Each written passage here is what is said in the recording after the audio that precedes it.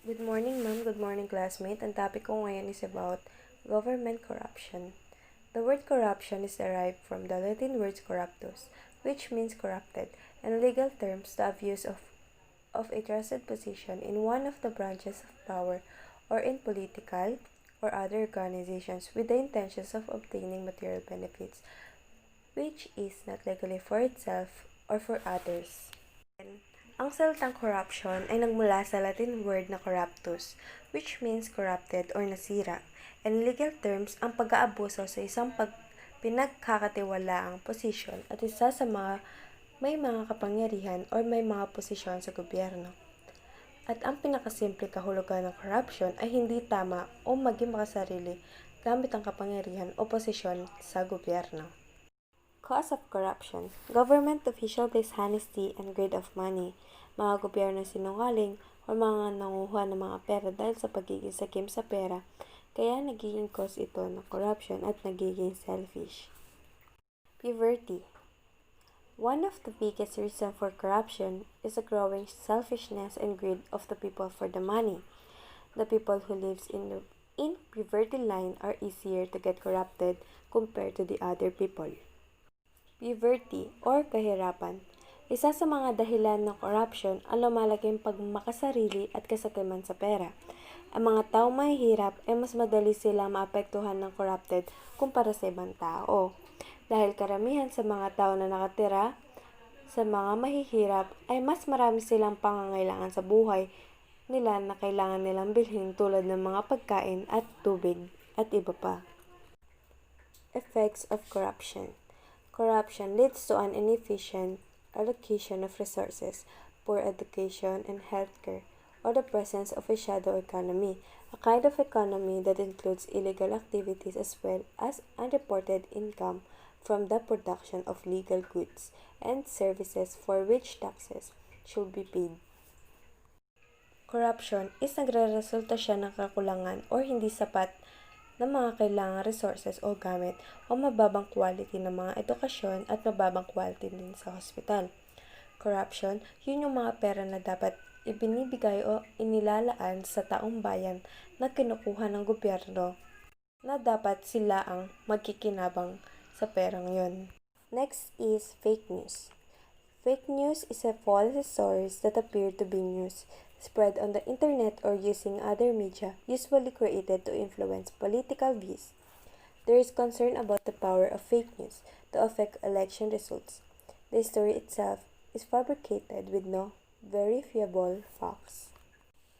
Then ang fake news or mga maling kwento na lumilitaw sa isang balita o mga kumakalat sa internet na maling kwento or gumagamit sila ng ibang account or tinatawag ito na dummy account para makabalita sila ng mga maling impormasyon o mga maling kwento. Causes of fake news. Uses to misinform or for wrong agenda to distract one's good identity, especially in the field of politics, to mislead the people for the true and real happenings today, and informs them wrongly to cover up their corruptions and incompetence that is very rampant nowadays in our national government. Ito yung kadalasan na di pagkakaunawaan ng mga tao na nagdadala o nagbubunga sa hindi totoong balita o chismis, lalo na sa mga larangan ng politika at showbiz. Ginagamit ito upang manira ng kapwa o gawan sila ng kwento ng walang sapat na patunay o ebidensya. Then, how others form of misinformation are weaponized into fake news. First is satire. When deceptively packaged as a legitimate news story, ang balita ay kapanipaniwalang totoo. The next is clickbait.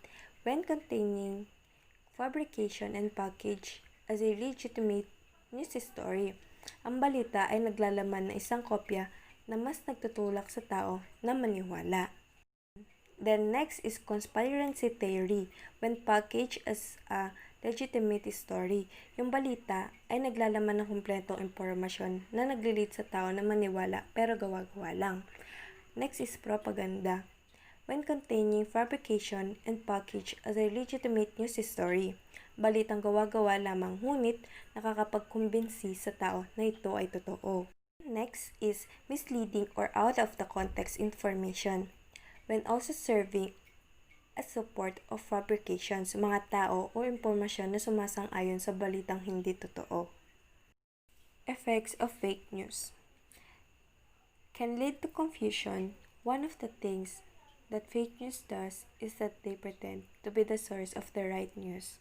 Sometimes, it will mimic the name and appearance of the website where the correct news come from. When they do, they will post fake news, wrong information, and irrelevant news. Then, pwede silang lituhin ng mga tao na magpapaniwala sa kanila na totoo ang balita kahit na ito ay peke. Maaari ding magdulot ng pag-aaway ang fake news o chismis. Marami ding tao ang naloko dahil dito at marami pa itong pwedeng maging bunga sa negatibong paraan. Then next is the lack of nationalism and lack of the love for the country. Nationalism is an idea of movement that promotes the interest of a particular nation, especially with the aim of gaining and maintaining the nation's sovereignty over its homeland, so that lack of nationalism and lack of the love for the country can lead to serious issues like government officials' self-interest, colonial mentality, patronizing important good, and many more.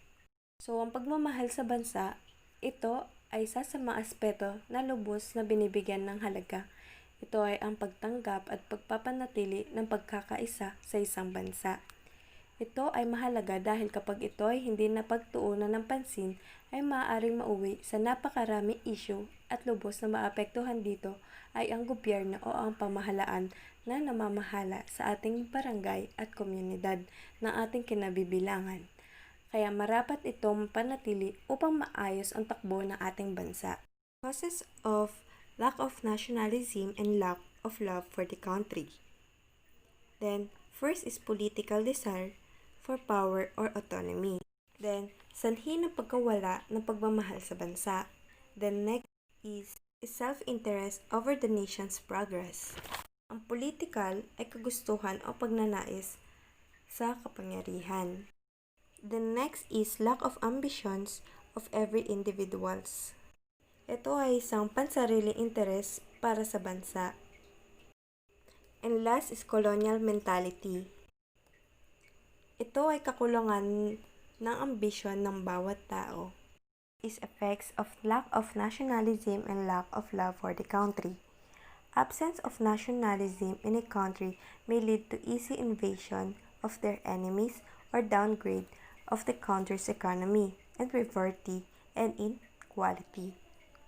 Then, ang bunga ng pagkawala ng pagmamahal sa bansa, kapag tayo ay nawalan ng pagmamahal sa bansa, ito ay maaaring magbunga ng pananakop ng mga kalapit ng bansa o pagbaba ng tansya ng pag-unlad ng bansa at maaaring mauwi sa kahirapan at di pantay-pantay na pamumuhay ng mga mamamayan sa bansang kinabibilangan.